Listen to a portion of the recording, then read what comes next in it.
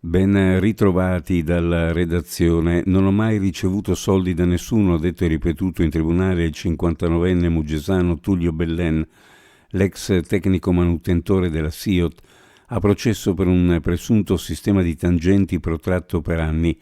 L'imputato, ex assessore della Giunta Marzi, noto nell'associazionismo sportivo, deve rispondere di estorsione e truffa. Si sarebbe fatto pagare le percentuali da una ditta che aveva in appalto i lavori per la SIOT, ma gli sono stati contestati anche favori personali, sempre lavori edili ma a casa propria. Tutto questo da aprile 2005 a primavera 2019, quindi anche quando l'uomo ricopriva il ruolo politico in comune a Muggia. Nell'agosto del 2020 Belen era stato licenziato dalla SIOT. I furti e le aggressioni alle guardie giurate, di cui una con l'impiego di un coltello a serramanico.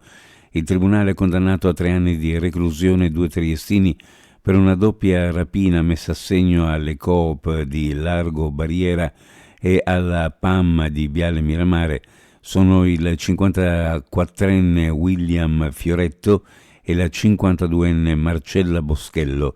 La sentenza è stata pronunciata dal GUP Luigi Dainotti. Più di 20.000 euro al giorno di multe staccate. Per il 2025 il Comune di Trieste prevede entrate pari a 7,4 milioni di euro dalle sanzioni da codice della strada elevate dalla polizia locale, circa 300.000 in più rispetto a 2 anni fa. Il confronto con il 2024 non regge, per quest'anno le multe accertate ammontano a solo 6,2 milioni, cifra penalizzata dalla sospensione dell'utilizzo degli autovelox da prima dell'estate.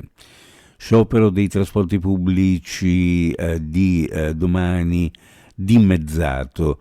In riferimento all'ordinanza numero 200T, il Ministero dei Trasporti ha ridotto la durata dello sciopero dei mezzi del trasporto pubblico, bus, metro, navi, aerei, eccetera, a 4 ore dalle 9 alle 13.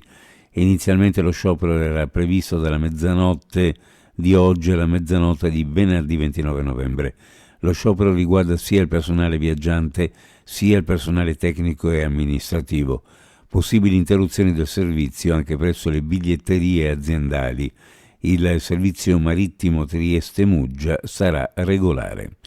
Uno sguardo alle previsioni meteorologiche: cielo da nuvoloso coperto, con possibili deboli piogge sparse nel pomeriggio, più probabili sulle Alpi di confine verso est. La quota neve compresa tra 1300 e 1600 metri. Nel corso della serata ci sarà un netto miglioramento con estese schiarite. Temperature minime in pianura fra 4 e 7, le massime fra 9 e 12 gradi. In costa 8-11 gradi per quanto riguarda le minime, massime fra 11 e 13 gradi centigradi. Previsioni a cura di ARPA e FVG Meteo. Ed è tutto per il momento con l'informazione. Grazie per averci seguito, a più tardi.